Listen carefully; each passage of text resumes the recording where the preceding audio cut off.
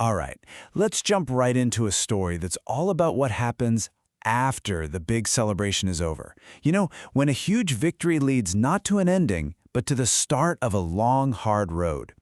We're going to explore this incredible story of survival in the wilderness, from bitter water all the way to the bread of life. So what does happen after the miracle? I mean, we all know the epic story of crossing the Red Sea, this impossible moment of deliverance. But that's not the end of the story. It's actually the very beginning of a brand new, and as we'll see, an incredibly difficult chapter. Okay, so let's picture this. The party's over, the victory songs have all faded out, and now the people of Israel are standing face to face with the empty, harsh reality of the wilderness of Shur. That amazing high is gone, and bam, survival is the only thing that matters now. And you know what's kind of wild? How quickly that good feeling disappeared. It only took 3 days. 3 days. Without water, that's all it took for the memory of that unbelievable miracle to get shoved aside by the very first major crisis of their new freedom. And this brings us to their first big test, at a place called Marah. This moment sets up a rhythm, a pattern that we're going to see over and over again on this journey. It goes like this. There's a crisis, the people start complaining, and then a miracle shows up to fix it. Crisis, complaint, miracle. Their complaint really boils down to this one simple, desperate question. What shall we drink? You could just feel the fear in that, can't you? And the disappointment. They've just been led to freedom, and now they're thinking they're about to die of thirst. So the solution is pretty direct, and a little strange, honestly. Moses cries out to God, who then points him to a specific tree. Moses throws the tree into the gross, bitter water, and, just like that, the water becomes sweet. It's this moment that turns their bitterness into, well, instant relief. But of course, as soon as the thirst problem is solved, a new one pops up right away, hunger.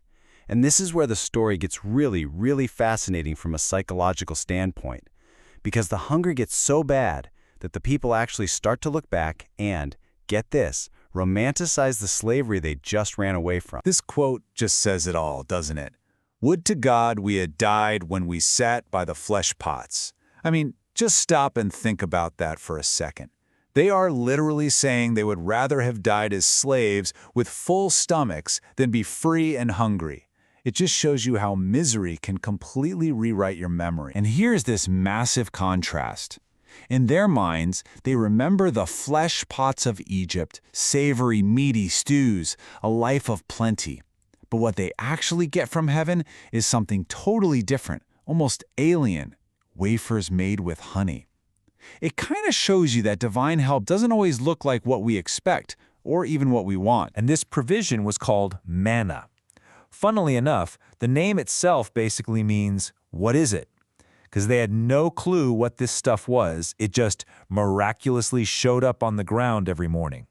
It's poetically called bread from heaven, and it was their daily food out there in the middle of nowhere. Now, this manna wasn't a free-for-all. It came with some very specific instructions.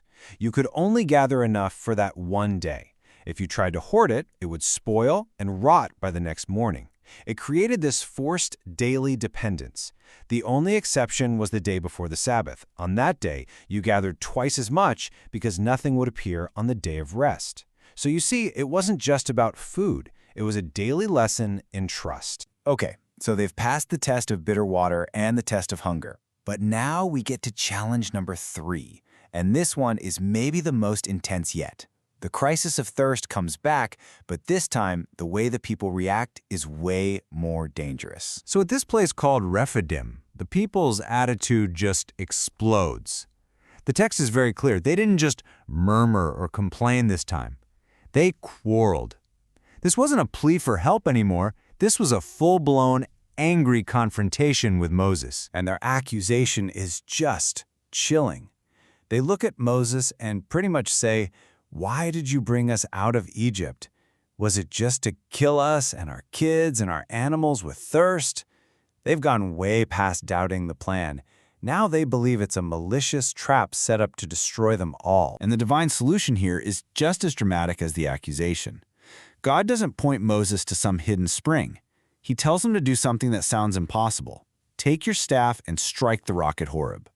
And when he does, out of the solid, lifeless rock, water comes pouring out for everyone. So now the story pivots. Because for centuries, later interpreters have looked back at all this.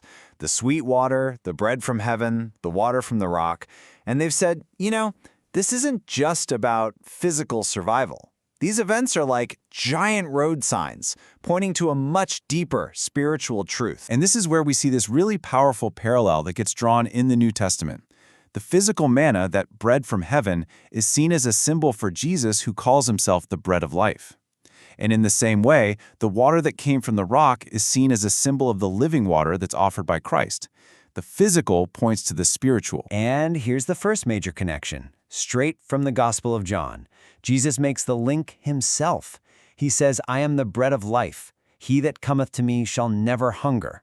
He's taking that physical memory of manna and lifting it up into a spiritual promise. And then the second link, which is about the rock, is maybe even more direct. The Apostle Paul is writing to the Corinthians, and he's talking about this exact story. And he just states it plainly. He says that the spiritual rock the Israelites drank from, and that rock was Christ. You really can't get much clearer than that. So what's the big takeaway here? This whole journey through the wilderness isn't just a story about finding food and water. It's a story demonstrating a kind of provision that is constant, that is reliable, a source that takes care of not just our physical needs, but our deepest spiritual needs too. And that leaves us with a final thought to chew on.